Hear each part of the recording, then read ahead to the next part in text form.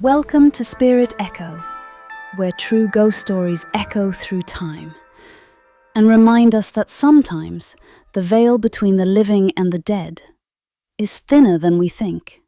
Tonight, we visit a quiet street in North London, 1977. An ordinary council house, a single mother raising 4 children, and a haunting so terrifying it would make headlines around the world. This is the true story of the Enfield Poltergeist. It was August 1977. A warm summer night in Enfield, a quiet suburb in North London. At 284 Green Street, the Hodgson family lived an ordinary life. Peggy Hodgson, a single mother, worked tirelessly to care for her 4 children. Margaret, age 12. Janet, age 11. Johnny 10, and little Billy, just 7. It was a typical working-class council house, narrow rooms, thin walls and creaky floorboards. No one would ever imagine it would become one of the most infamous haunted houses in the world. That evening, Peggy tucked her children into bed. They were restless, whispering to each other in the dim light of their shared room. "Mum," Janet complained. "My bed keeps shaking. I can't sleep." Peggy sighed. She thought it was just the kids messing about. She told them firmly, "It's just the springs. Settle down." But as she turned off the light and walked back to her own room, she heard it.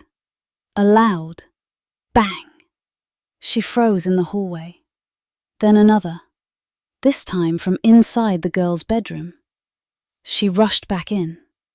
The girls were sitting up in bed, wide-eyed. "Mum, the drawers are moving." Peggy turned to look. The heavy wooden chest of drawers by the wall was sliding across the floor. Slowly, deliberately. She gasped and ran forward, trying to push it back into place. But it wouldn't move. It was as if something invisible was holding it. Then, it lurched toward her, as if it wanted to block the doorway. Peggy screamed. She grabbed her children and fled into the neighbor's house. The next night, it happened again. Knocking. Banging. Voices. And this time the neighbors heard it too. It was just the beginning. At first, Peggy Hodgson thought it was all just a strange coincidence. A creak here, a knock there. But by the second week, she couldn't deny it anymore. Whatever was in the house was getting stronger. Night after night, the same sounds echoed through the rooms. Bang, bang, bang, always in threes. And it wasn't just the knocking. Children's toys began to fly off the floor. Lego bricks and marbles launched themselves across the room, hard enough to leave dents in the walls. When Peggy tried to pick them up, she swore they were hot to the touch. The family's pet goldfish were found dead in their bowl one morning, floating on the surface, though no one had touched them. Doors would slam shut violently, even when no wind was blowing. The neighbours started coming over to see for themselves. One evening, Vic Nottingham, a local builder, stood in the Hodgsons' living room as the children huddled together on the sofa. Suddenly, bang! The walls shook. "Good God!" Vic muttered, his face pale. "It's coming from inside the walls." But when they pressed their ears to the plaster, there was nothing. Just silence. Then, tap, tap, tap. "It's answering us," one of the girls whispered. Soon, it wasn't just noises, it was voices. Late at night, Janet, the 11-year-old daughter, would sit up in bed, her eyes distant, her mouth slack. From deep in her throat came a gravelly sound. A man's voice. "This is my house," it growled. Everyone froze. Peggy called the police. When Officer Carolyn Heaps arrived, she calmly checked the house room by room. Nothing. But as she wrote her report in the kitchen, she saw a chair slide across the floor. By itself. No one was near it. The officer was so shaken, she refused to stay the night. Later, she would swear in her official statement, "I saw it with my own eyes." The Hodgsons were no longer just scared. They were trapped. The children refused to sleep in their beds. Peggy sat awake each night, clutching a crucifix. And all the while, the knocking grew louder. The voice grew bolder. It was no longer a presence in the shadows. It was a personality, an entity that wanted them to know it was real. By now, the story had spread beyond the neighborhood. Reporters began to gather outside the modest house on Green Street. They wanted answers. Was it a hoax? Or was something truly supernatural happening in Enfield? With nowhere else to turn, Peggy Hodgson reached out to the Society for Psychical Research, a respected British organisation dedicated to investigating paranormal cases. 2 investigators were sent, Maurice Gross and Guy Lyon Playfair. They arrived on a damp September afternoon, notebooks and tape recorders in hand. From the moment they stepped inside, they could feel it, the atmosphere. The air was heavier, colder than it should have been. The kind of cold that clings to your bones. That night, the investigators stayed with the family. And then it happened. While everyone sat quietly in the living room, a loud crash echoed upstairs. Maurice rushed to the children's bedroom. Janet, 11 years old, was levitating. Her body floated several inches above the bed, rigid, eyes rolled back. As he stared, stunned, she suddenly dropped back onto the mattress, as if an invisible hand let go. Before he could even process what he'd seen, a toy Lego brick flew across the room and hit him squarely on the head. He bent down to pick it up and felt it. It was hot. So hot, it almost burned his fingers. The haunting escalated in front of witnesses. Curtains twisted themselves into knots. Heavy furniture slid across the room with no explanation. The children's beds were dragged violently from one side of the room to the other. And then came the voice. One evening, as Janet sat on the bed, a deep, growling sound filled the room. It came from her mouth. But it wasn't Janet. It couldn't be. It sounded like a grown man, old, angry, and full of something beyond life. The voice said, "I am Bill.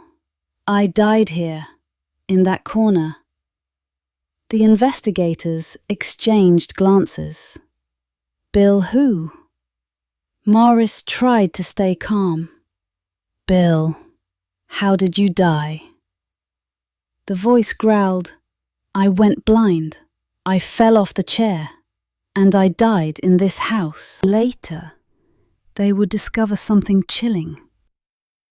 Decades earlier, a man named Bill Wilkins had actually died in that very house. He had gone blind, fallen off a chair, and died in the living room, just like the voice said. But Janet had no way of knowing that. the investigators recorded over 200 hours of strange voices, knocks, and unexplained noises. They witnessed objects flying through the air. Even police officers, neighbors, and journalists reported seeing things they couldn't explain. It wasn't just the Hodgson family anymore. The haunting was real. But the question remained. Was it a spirit? A poltergeist? Or something darker? As the weeks turned into months, the Hodgson family's life became a nightmare that never ended. What began as knocks and whispers had grown into something relentless. Janet, the focus of the activity, became its unwilling vessel. At night, she would wake up in strange places. Sometimes downstairs on the cold kitchen floor. Sometimes wedged between furniture as if thrown there. Once, her mother found her on top of a wardrobe, far too high for an 11-year-old girl to climb, in her sleep. Her face was pale, her eyes half closed, and in a voice that wasn't hers, she whispered, "It won't let me go." The spirit's voice grew clearer. It mocked the investigators, taunting them during their recordings. On one tape, the deep, rasping growl could be heard saying, "I'll stay here till I get what I want." When asked what that was, the voice simply laughed. And then, the attacks began. One evening, as the family huddled together in the living room, a heavy fireplace ripped itself out of the wall and crashed to the floor, narrowly missing little Billy. Another time, Janet screamed as an unseen force grabbed her hair and dragged her across the room in front of everyone. Neighbors tried to help, but when they entered the house, they too felt the icy grip of fear. Some claimed they were shoved. Others said their clothes were tugged by invisible hands. No one stayed for long. The media swarmed. Newspapers called it Britain's most haunted house. Reporters camped outside, snapping photos of Janet as she levitated, as if gravity had abandoned her. But fame didn't save the family. It only made them feel more alone. Peggy, exhausted, wept as she spoke to the investigators. "I don't know how much more we can take." She hadn't slept properly in months. The children were pale, thin, always tired. Even the investigators, trained to remain calm, admitted privately that something about this case felt different. It wasn't just a ghost. It was a poltergeist, an angry, restless force feeding off the family's fear. And it wasn't going away.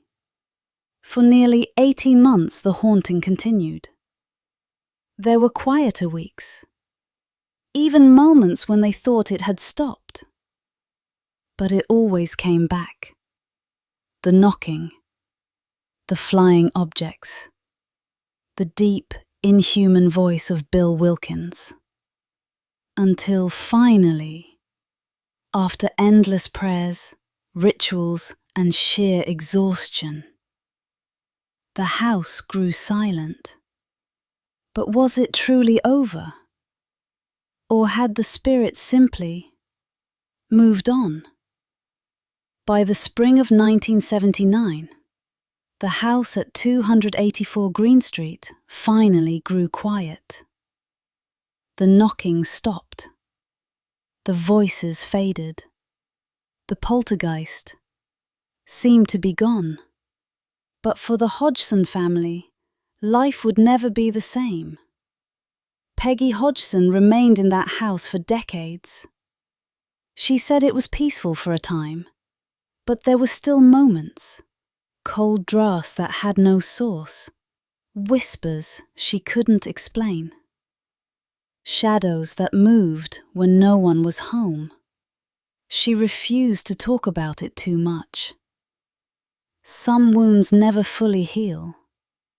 Janet, the child at the center of it all, grew up trying to leave it behind. But the world never let her forget. She gave interviews years later, her voice still uncertain. She said, quietly, "It was real. It happened. But I don't like to talk about it.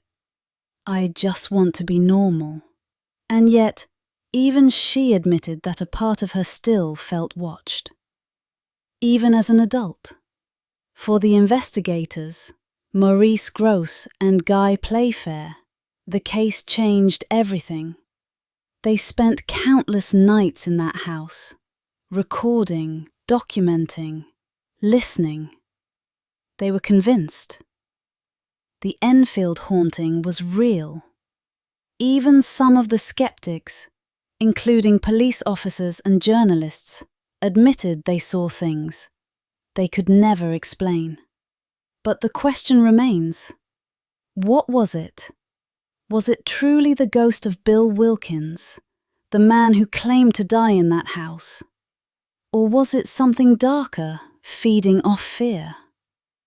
Or was it the family's trauma, somehow manifesting into something alive? Today, the Enfield Poltergeist remains one of the most documented hauntings in history. With over 30 eyewitnesses, hundreds of hours of recordings, and photographs that still spark debate. Some say it was all a hoax. Others know better. The house still stands on Green Street. New families have lived there. Most report nothing unusual. But some visitors claim that if you stand quietly in Janet's old bedroom at night, you can still feel the floorboards tremble. And if you listen closely, you might just hear a low voice. This is my house. Thank you for listening to Spirit Echo. If this true haunting sent chills down your spine, like, share, subscribe, and remember, sometimes the scariest ghosts aren't from folklore. They're the ones who still linger in houses just like yours. Until next time, stay close to the light.